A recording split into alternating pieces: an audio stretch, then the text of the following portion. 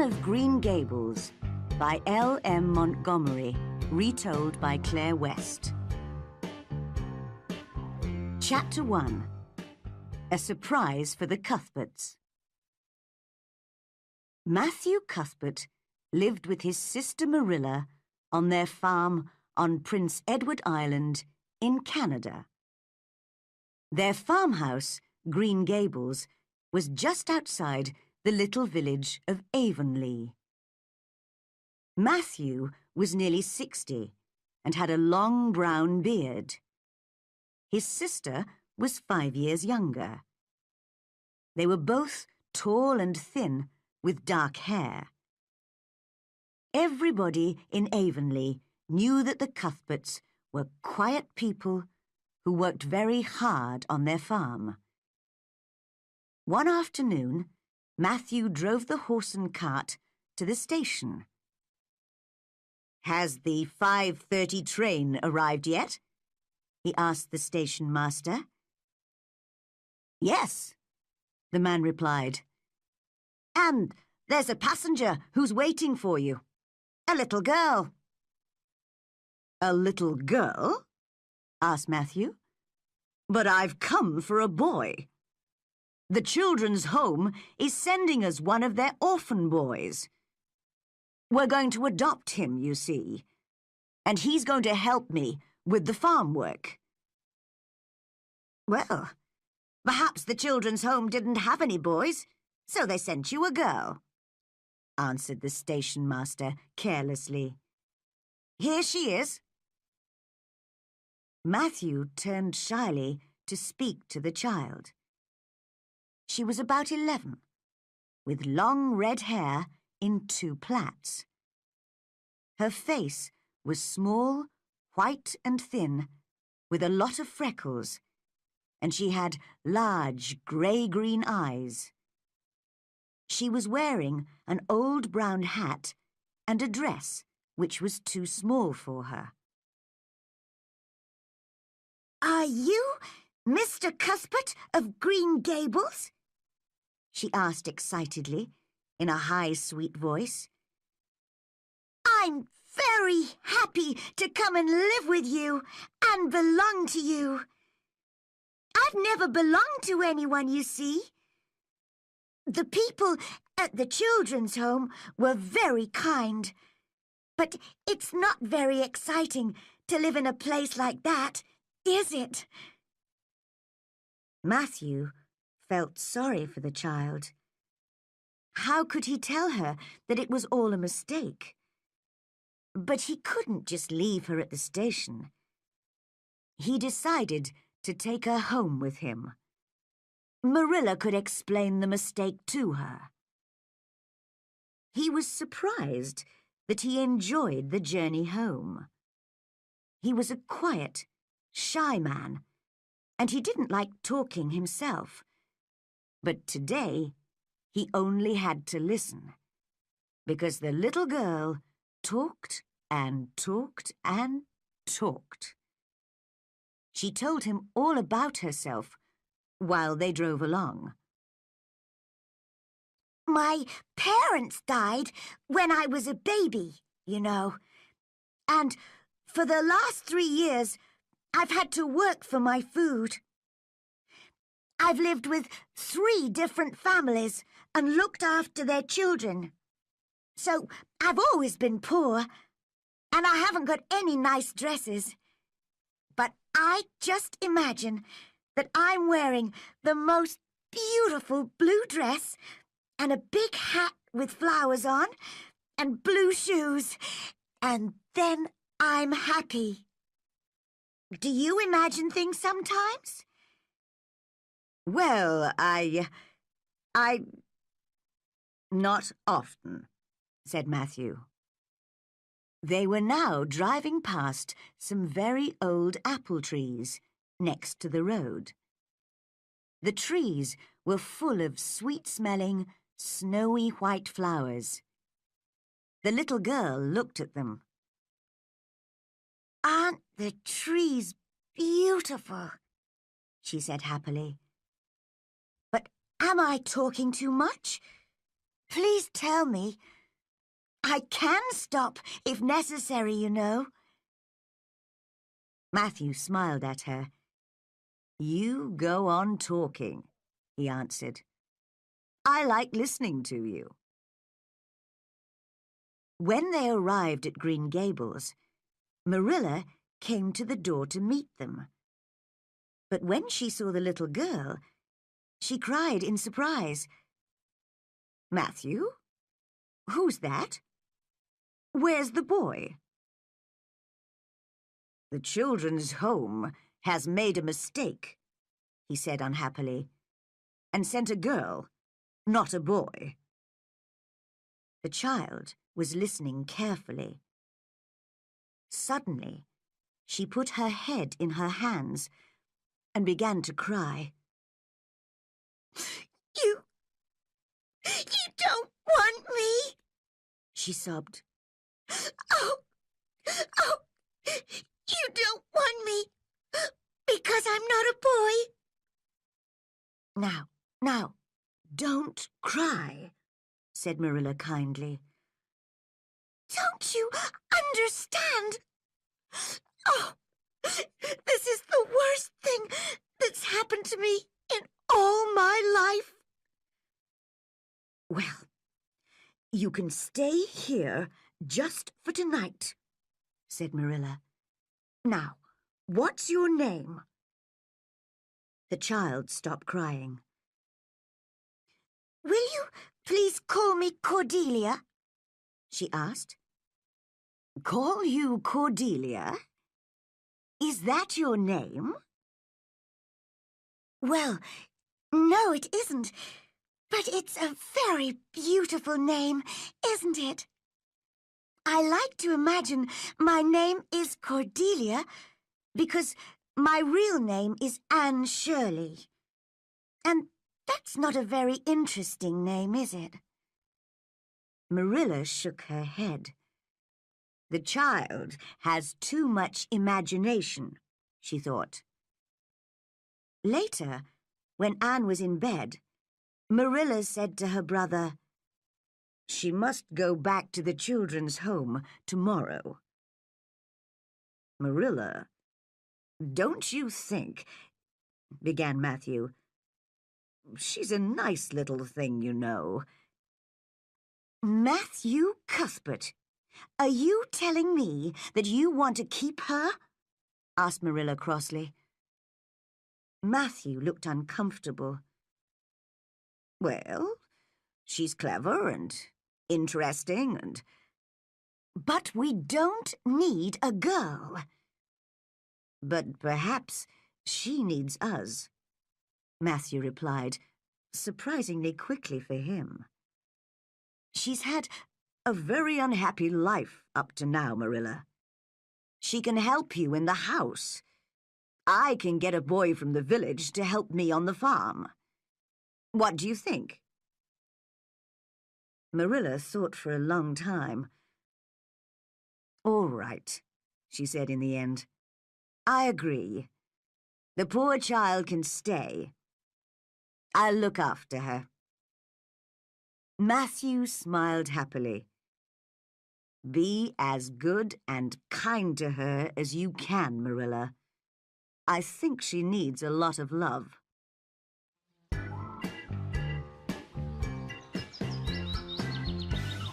Chapter 2. At Green Gables. And so the next morning, Marilla said, Well, Anne, Matthew and I have decided to keep you. Only if you're a good girl, of course. Why, child? What's the matter? I'm crying, sobbed Anne, because I'm very happy. It's beautiful here. People say I'm very bad, but I'll try very hard to be good. Oh, thank you. Thank you. Now, stop crying, child, said Marilla a little crossly, and listen. We're going to adopt you and send you to school after the summer holidays. Anne stopped crying. "Can I call you Aunt Marilla? I've never had any family at all, so I'd really like to have an aunt. We could imagine that you're my mother's sister." "I couldn't," answered Marilla firmly. "Don't you imagine things?" asked Anne, surprised. "No, I don't," Marilla replied. "I do my housework and look after Matthew and go to church on Sunday. There's no time for imagining things in this house. Just remember that, Anne." Anne was silent for a few minutes. Then she said, "Marilla, do you think I'll find a best friend in Avonlea? Someone who really understands me and knows all my secrets. I've always wanted a friend like that." "Our friends, the Barrys, have a daughter called Diana, who's 11 like you. But if you want to play with her, you'll have to be very good. Mrs. Barry is very careful about Diana's friends." "Diana! What a beautiful name," said Anne excitedly. "Her hair isn't red, is it? I hope it isn't." She looked sadly at her red plaits. "I hate my hair." "Diana has dark hair. She's a good, clever girl. Try to be like her, Anne." When the two girls met, they knew at once that they would be good friends. They often played together in the fields or by the river or in the garden. In the morning, Anne helped Marilla with the housework. Then in the afternoon, she played with Diana or talked happily to Matthew while he worked on the farm. She soon knew and loved every flower, tree, and animal at Green Gables. The Cuthberts had another friend, Mrs. Rachel Lynde. She liked to know everything that was happening in and around Avonlea. She was very interested in the Cuthberts' little orphan girl. So one day, she visited Marilla. "I was very surprised to hear about the child," she told Marilla. "So you and Matthew have adopted her." "I'm surprised myself," answered Marilla with a smile. "But she's a clever little thing, you know, and she's always dancing or singing or laughing." Mrs. Lynde shook her head sadly. "What a mistake, Marilla. You've never had any children yourself, so how can you look after her?" Just then, Anne ran in from the garden. She stopped suddenly when she saw a stranger in the kitchen. Mrs. Lynde looked at the thin little girl in the short dress with her freckled face and red hair. "Isn't she thin, Marilla?" she said. "Just look at those freckles, and hair as red as carrots." Anne's face went red. She ran up to Mrs. Lynde. "I hate you!" she shouted angrily. "I hate you! You're a horrible, fat old woman!" And she ran upstairs. "Oh, dear, oh, dear," said Mrs. Lynde. "What a terrible child!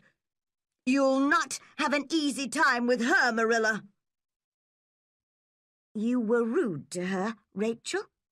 Marilla replied, before she could stop herself. "Well," said Mrs. Lynde. She got up and walked to the door. I think this orphan is more important to you than I am. When I think how long we've been friends, you'll have trouble with her, I can tell you. Well, I'm sorry for you, that's all. Goodbye. Marilla went upstairs to Anne's room. The child was lying on her narrow bed, sobbing loudly. You mustn't get angry like that, Anne. Mrs. Lynde is my friend, and you were very rude to her. She was rude to me, said Anne. She said I was thin and freckled and red-haired. It was very unkind. I understand how you feel, said Marilla, but you must go to her and tell her you're sorry. I can never do that, said Anne firmly. Then you must stay in your room and think about it. You can come out when you agree to say that you're sorry. Anne stayed in her room all the next day. Downstairs, the house was very quiet without her. That evening, while Marilla was busy in the garden, Matthew went up to Anne's room. The child was sitting sadly by the window. Anne, he said shyly, why don't you say you're sorry? Then you can come down and we can all be happy. I am sorry now, said Anne. I was very angry yesterday. But do you really want me to? Yes, do, please. It's lonely downstairs without you. But don't tell Marilla I've talked to you. Marilla was pleased to hear that Anne was sorry. Later that evening, when she and Anne were in Mrs. Lynde's warm kitchen, Anne suddenly fell on her knees. Oh, Mrs. Lynde, cried the little girl. I'm very sorry. I can't tell you how sorry I am, so you must just imagine it. I am a bad girl, but please say you will forgive me. I'll be sad all my life if you don't. She's enjoying herself, thought Marilla, watching Anne's face. She doesn't look sorry at all, but happy and excited. But Mrs. Lynde said kindly, Of course I forgive you. And later she said to Marilla, Perhaps you're right to keep her. She's a strange little thing, but I think I like her.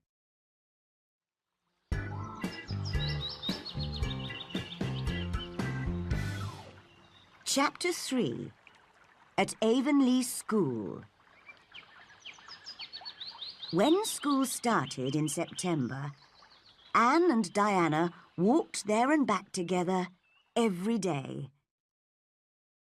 What a beautiful day, Anne said happily one morning as the two little girls walked across the fields. I'm very lucky to have you as my best friend, Diana. You are my best friend, aren't you? Of course, Anne, replied Diana, taking Anne's hand. And just think, today you'll meet Gilbert Blythe. He's 3 years older than us and very good-looking. He's just come back from holiday and starts school today. Oh, boys, said Anne. I'm not interested in them. But she did look at Gilbert when they arrived at school. He was a tall boy with curly brown hair and a friendly smile. "He is good-looking," Anne whispered to Diana. "But why does he smile at me? He doesn't know me." Avonlea School was quiet that day. The teacher, Mr. Phillips, was helping some of the older children at the back of the schoolroom. Anne was looking out of the window at the reds and yellows of the trees and the silvery blue of the river. She was far away in the world of her imagination. But Gilbert wanted her to look at him. He whispered to her, but she did not move. He was surprised. Girls were usually very ready to look at him. Suddenly, he put his arm out, pulled her red plaits, and said in a loud whisper, "Carrots! Carrots!" Anne jumped up and looked angrily at Gilbert. "You horrible boy!" she cried. "I hate you!" And then she brought her heavy book down on Gilbert's head. Mr. Phillips heard the noise and came slowly to the front of the schoolroom. "And Shirley, why did you do that?" he asked. She stayed silent. Gilbert said, "I'm sorry, Mr. Phillips. I was rude to her. That's why she hit me." But the teacher did not listen to Gilbert. "I cannot have bad children in my school," said Mr. Phillips firmly. "Anne, go and stand in front of the class." And there Anne stood for the rest of the day, a lonely little girl with a small, white, angry face. "I hate Mr. Phillips," she thought, "and I'll never look at or speak to Gilbert Blythe again." The next day, some of the school children were playing in a farmer's field in their lunch hour, so they were a little late for afternoon school. Anne ran into the classroom at the same time as the boys, just after the teacher. "You're late, Anne," said Mr. Phillips. "You won't sit with Diana today. I see that you enjoy being with the boys very much, so go and sit next to Gilbert this afternoon." Anne's face went white. "He can't mean it," she thought. "Did you hear me, Anne?" asked Mr. Phillips. "Yes, sir," said Anne, and moved slowly to Gilbert's desk. There she sat down and put her head on the desk, with her arms over it. "This is the end," she was thinking. "I wasn't the only person who was late, and he sent me to sit with a boy, and that boy is Gilbert Blythe." The rest of the day went very slowly for Anne. When it was time to leave, she went to her desk, next to Diana's, and took all her books, pens and pencils with her. "What are you doing, Anne?" asked Diana. "I'm not coming back to school," replied Anne firmly. "Oh, but Anne, we're reading a new book next week, and we're playing a new game on Monday, and it'll be very exciting, and you'll miss it, Anne." But Anne was not interested. "I'm sorry, Diana," was her only answer. That evening, Marilla ran round to Rachel Lynde's house. "Rachel, please help me. Anne says she won't go back to school. What am I going to say to her?" Mrs. Lynde already knew about Anne's troubles at school, and she was always very pleased when people asked her to help. She smiled and sat back comfortably. "I've had 10 children myself, so I know all about them," she said. "Anne can stay at home for a while. She'll want to go back to school again soon, I'm sure." So Anne stayed at home and only saw Diana in the evenings. She was a child who felt very strongly. She hated Gilbert Blythe, but she really loved Diana. One evening, Marilla found Anne crying in the kitchen. "What's the matter, child?" she asked in surprise. "I love Diana very much," sobbed Anne. "I can't live without her, Marilla. But what will happen when she marries? I hate her husband already. I can imagine her in the church in her long white dress, and then she'll go away, and I'll never see her again." Marilla turned away to hide her smiling face. What a strange, funny child Anne was. Marilla tried not to laugh, but she couldn't stop herself. "You and your imagination, Anne Shirley," she cried, and she laughed and laughed. Mrs. Lynde was right, of course. After a few days, Anne decided to go back to school. All the children were pleased to see her again, but she did not speak to Gilbert Blythe.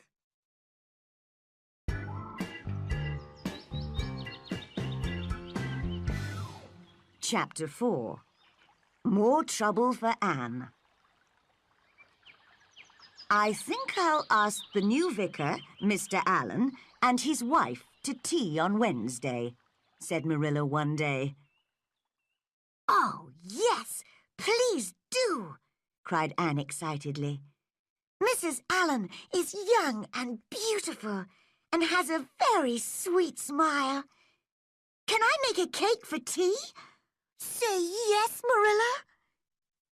Marilla agreed, and for the next few days, Anne planned what she would put in her cake. "I do hope it's going to be a good one," she told Diana. "Sometimes I forget to put in the right things." "You made a very good one last week," said her friend. "I'm sure it'll be all right."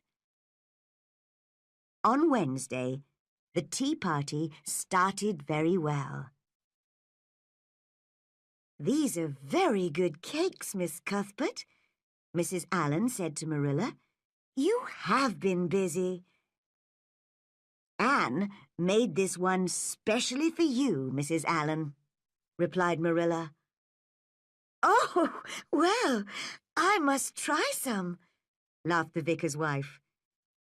But after the first mouthful, there was a very strange look on her face. "Is anything wrong?" asked Marilla. She ate a piece of Anne's cake herself. "Oh, Anne, what have you put in this cake?" she cried. Isn't it all right?" asked Anne, her face red. "All right? It's horrible. Don't try to eat any more, Mrs. Allen. Anne, you've put my medicine in this cake." "Oh, I didn't know. It was white and in a bottle. I thought it was milk," sobbed Anne. She ran upstairs and fell on her bed, crying loudly. But later that evening, when Mr. and Mrs. Allen went home, Marilla came to talk to her. "Oh, Marilla," cried Anne.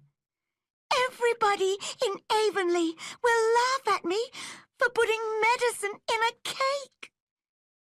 Marilla smiled and touched Anne's hot face. "No, they won't, Anne. Mrs. Allen wasn't angry, you know. She said it was very kind of you to make her a cake. And she's asked you to tea at her house." "Oh, so she's forgiven me? She is nice, isn't she?" said Anne thankfully. "Why do I get into trouble like this? Perhaps I won't make any mistakes tomorrow." Marilla shook her head, still smiling. "You'll think of something, Anne. You're very good at making mistakes." Spring came with its bright green leaves and early flowers. One April evening, Marilla came home late after visiting friends. She found the kitchen empty and no supper on the table. "Where's Anne?" she thought crossly. "I told her to get the supper ready." She hurried upstairs to Anne's room and found the girl sobbing on her bed. "Don't look at me, Marilla," Anne cried. "I know I'm bad. I know I am." "What is the matter?" asked Marilla. "Are you ill?" "Oh, Marilla, I just want to die.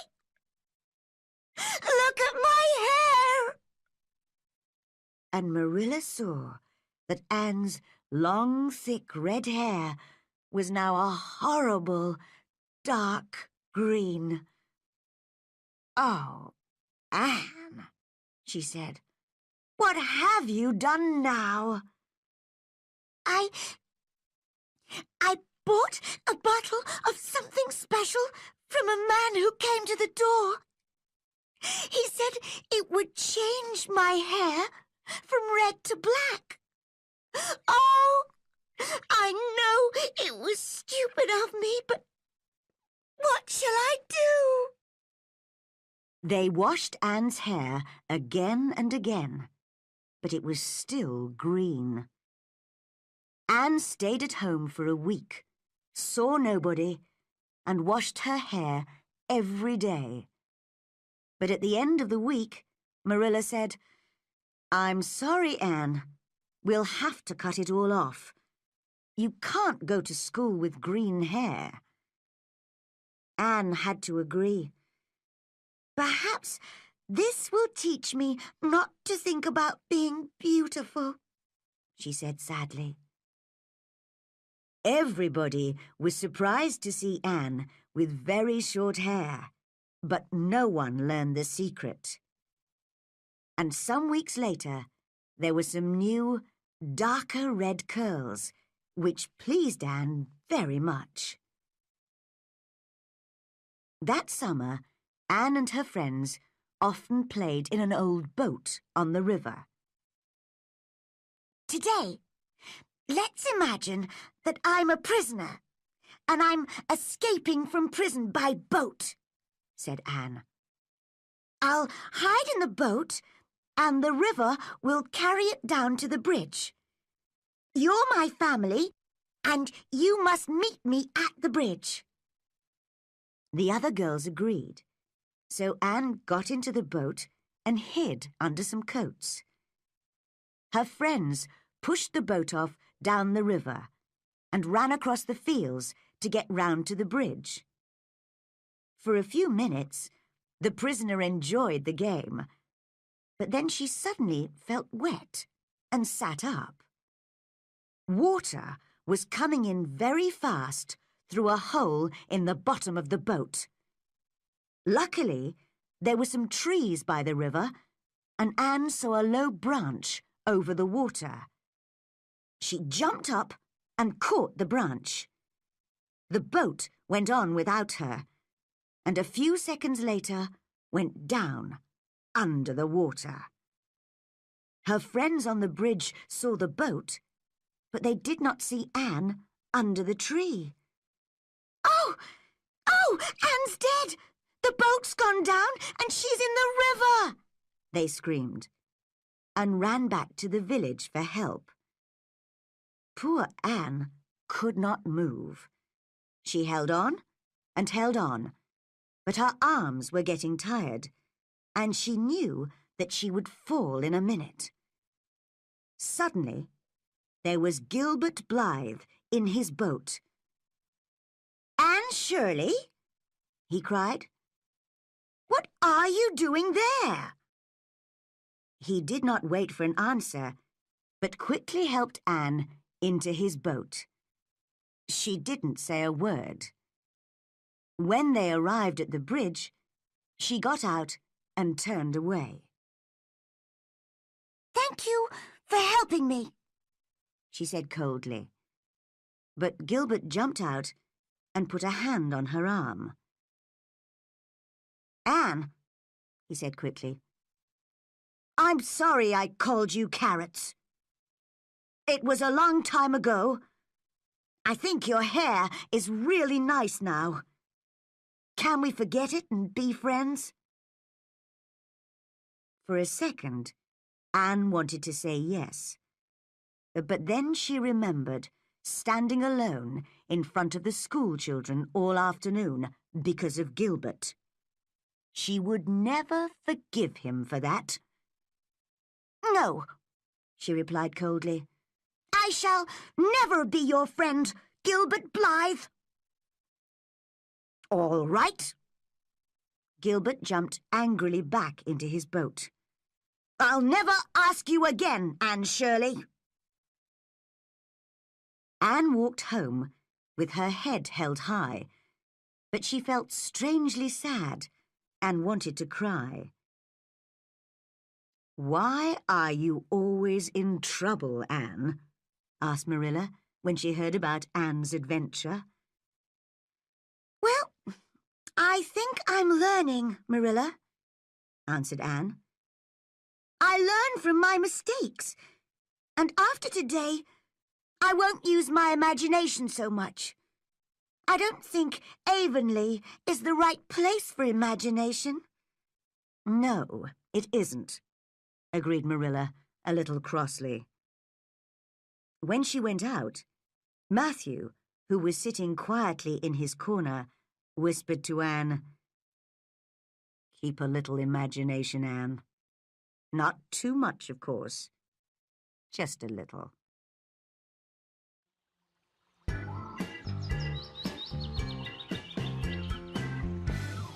Chapter 5. Queen's College. One day, Marilla said, Anne, your new teacher, Miss Stacy, spoke to me yesterday. She says you must study for the examinations for Queen's College in 2 years' time. Then if you do well, you can study at Queen's in Charlottetown for a year, and after that, you'll be a teacher. Oh, Marilla, I'd love to be a teacher. But won't it be very expensive? That doesn't matter, Anne. When Matthew and I adopted you 3 years ago, we decided to look after you as well as we could. Of course we'll pay for you to study. So in the afternoons, Anne and some of her friends stayed late at school, and Miss Stacy helped them with the special examination work. Diana didn't want to go to Queen's, so she went home early, but Gilbert stayed. He and Anne still never spoke, and everybody knew that they were enemies, because they both wanted to be first in the examination. Secretly, Anne was sorry that she and Gilbert weren't friends, but it was too late now. For 2 years, Anne studied hard at school. She enjoyed learning, and Miss Stacy was pleased with her. But she didn't study all the time. In the evenings and at weekends, she visited her friends, or walked through the fields with Diana, or sat talking to Matthew. "Your Anne is a big girl now. She's taller than you," Rachel Lynde told Marilla one day. "You're right, Rachel," said Marilla in surprise. "And she's a very good girl now, isn't she? She doesn't get into trouble these days. I'm sure she helps you a lot with the housework, Marilla." "Yes, I don't know what I'd do without her," said Marilla, smiling. "And look at her. Those beautiful grey eyes and that red-brown hair. You know, Marilla, I thought you and Matthew made a mistake when you adopted her. But now I see I was wrong. You've looked after her very well." "Well, thank you, Rachel," replied Marilla, pleased. That evening, when Matthew came into the kitchen, he saw that his sister was crying. "What's the matter?" he asked, surprised. "You haven't cried since, well, I can't remember when." "It's just, well, I was thinking about Anne," said Marilla. I'll miss her when she goes away." "When she goes to Queen's, you mean?" "Yes, but she can come home at weekends on the train." "I'll still miss her," said Marilla sadly. In June, the Avonlea boys and girls had to go to Charlottetown to take their examinations. "Oh, I do hope that I've done well," Anne told Diana when she arrived back at Green Gables. "The examinations were very difficult, and I've got to wait for 3 weeks before I know. 3 weeks! I'll die!" Anne wanted to do better than Gilbert, but she also wanted to do well for Matthew and Marilla. That was very important to her. Diana was the first to hear the news. She ran into the kitchen at Green Gables and shouted, "Look, Anne! It's in Father's newspaper! You're first! With Gilbert! Out of all the students on the island! Oh, how wonderful!" Anne took the paper with shaking hands and saw her name at the top of the list of 200. She could not speak. "Well now, I knew it," said Matthew with a warm smile. "You've done well, I must say, Anne," said Marilla, who was secretly very pleased. For the next 3 weeks, Anne and Marilla were very busy. Anne needed new dresses to take to Charlottetown. The evening before she left, she put on one of her new dresses to show Matthew. Marilla watched the happy young face. She remembered the strange, thin little child with her sad eyes who arrived at Green Gables 5 years ago, and she started crying quietly. "Marilla, why are you crying?" asked Anne. "I was just thinking of you when you were a little girl," said Marilla. "And you're going away now. And I'll be lonely without you." Anne took Marilla's face in her hands. "Marilla, nothing will change. Perhaps I'm bigger and older now, but I'll always be your little Anne, and I'll love you and Matthew and Green Gables more every day of my life." Marilla could not say what she felt, like Anne, but she could show it. She put her arms round her girl and held her close to her heart. And so for the next year, Anne lived in Charlottetown and went to college every day. She sometimes came home at weekends, but she had to study hard. Some of her Avonlea friends were at Queen's too, and also her enemy, Gilbert Blythe. Anne saw that he often walked and talked with other girls. She felt sure that she and Gilbert could have some interesting conversations, but she didn't want to be the first to speak to him, and he never looked at her. There were examinations at the end of the college year in May. Anne studied very hard for them. I'd love to get the first place, she thought. Or perhaps I could get the Avery Prize. This was a prize for the student who was best at English writing. And Anne knew she was good at that. The Avery Prize paid for a free place for 4 years at Redmond College, one of the best colleges in Canada. When news of the examinations came, Anne waited for her friends to tell her. She heard shouting. "It's Gilbert! He's the first!" She felt ill. But just then she heard another shout. "Anne Shirley's got the Avery!" And then all the girls were round her, laughing and shouting. Matthew and Marilla will be pleased, thought Anne. Now I can go on studying and they won't have to pay.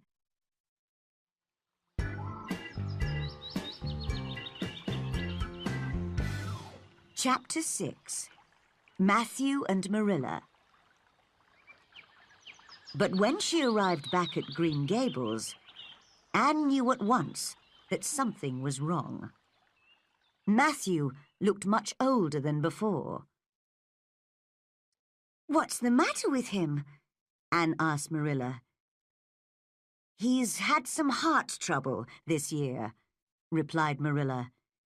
"He really isn't well. I'm worried about him." "And you're not looking well, Marilla," said Anne. "Now you must rest while I do the housework." Marilla smiled tiredly at Anne. "It's not the work. It's my head. It often hurts behind my eyes. I must see the doctor about it soon. But another thing, Anne. Have you heard anything about the church bank?" "I heard it was having a difficult time." "All our money is in that bank. I know Matthew's worried about it." The next morning, a letter came for Matthew. Marilla saw his grey face and cried, "What's the matter, Matthew?" Anne, who was bringing an armful of flowers into the kitchen, saw his face too. Suddenly, Matthew fell to the ground. Anne dropped her flowers and ran to help Marilla. Together, they tried everything, but it was too late. Matthew was dead. "It was his heart," said the doctor, who arrived a little later. "Did he have any bad news suddenly?" "The letter!" cried Anne. "Shall I see what's in it?" "Oh, Marilla, look! The church bank has had to close down. Your money and Matthew's has all gone." Everybody in Avonlea was sorry to hear that Matthew was dead. For the first time in his life, Matthew Cuthbert was an important person. At first, Anne couldn't cry, but then she remembered Matthew's smiling face when she told him about the Avery Prize.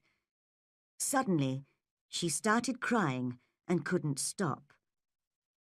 Marilla held her in her arms, and they sobbed together. "Crying can't bring him back," whispered Marilla. "We'll have to learn to live without him, Anne." In the next few weeks, Anne and Marilla worked hard together on the farm and in the house. Everybody in Avonlea was very kind to them, but it was a sad time. One day Marilla said, "I'll miss you when you go to Redmond College, Anne. What are the other Avonlea students going to do?" "Some of them are going to teach, and some are going to stay at Queen's." "Gilbert's going to teach at Avonlea School, isn't he?" Anne didn't reply. So Marilla went on, "He's very tall and good-looking now, don't you think? Like his father, John, when he was younger. You know, John and I were very good friends years ago." Anne looked up, interested. "What happened? Why didn't you—" "Well, we had a fight about something. He asked me to be friends again, but I couldn't forgive him. Later I was sorry, but he didn't speak to me again. Perhaps we... Oh, well, it was a long time ago." The next day, Marilla went to see the doctor. When she came back, she looked very tired and ill. "What did the doctor say?" asked Anne worriedly. "He says I mustn't read or write, and I must wear glasses. Then my head won't hurt. But if I'm not very careful, I'll be blind in 6 months." For a minute, Anne was silent. Then she said firmly, "Then you must be careful, Marilla." "Think how terrible it is to be blind. But how lucky you've got a free place at Redmond College. I can't give you any money, you see. All our money's gone, and I can't work now. I think I'll have to sell the farm and go and live with Rachel Lynde." And poor Marilla sobbed wildly. That night, Anne sat alone in her bedroom. She thought and thought for some time, and then she smiled. When she went to bed, she knew what she was going to do. The next day, she explained it all to Marilla. "You can't sell Green Gables. It's our home. Just listen. I've planned everything. I'm not going to Redmond College. It's too far away. I'm going to teach in one of the village schools near here. Then I can live there during the week and come home at weekends to look after you. Diana's father will use our fields and pay us for them, and so we'll have some money. You see?" "Oh, Anne, I'll be all right if you're here, but you must go to Redmond if you want to study." "Redmond College doesn't matter," laughed Anne. "I'm going to study at home in the evenings, and I'm going to be a really good teacher. That's better than anything." Marilla shook her head and tried not to cry. "You're a good girl, Anne. Now we can keep Green Gables." A few days later, Rachel Lynde came to the farm. "Do you know," she said, "that Gilbert isn't going to be the Avonlea teacher now?" "Isn't he?" cried Anne. "Why not?" When he heard that you wanted to be near Marilla, he decided to teach at a school in another village, so you can be the Avonlea teacher now. Oh, said Anne, surprised. That's very kind of him. And that day, when she saw Gilbert by the river, she stopped him and held out her hand. Gilbert, she said shyly, I want to thank you. It's very good of you. If I'm the Avonlea teacher, I can help Marilla much more at home. I'm happy to help you, Anne, said Gilbert. He smiled and held her hand firmly. Are we going to be friends now? Have you forgiven me for calling you carrots? Anne laughed. I forgave you a long time ago. I'm sure we're going to be very good friends, Anne. Can I walk home with you? And when Anne came into the Green Gables kitchen, Marilla said, You look very happy, Anne. Was that Gilbert who was with you just now? Yes, replied Anne, her face red. Gilbert and I've decided to be friends. Oh, Marilla, I think life is going to be good for all of us. We'll have to work hard, but we'll be happy. And we'll keep our dear old Green Gables. What could be better than that?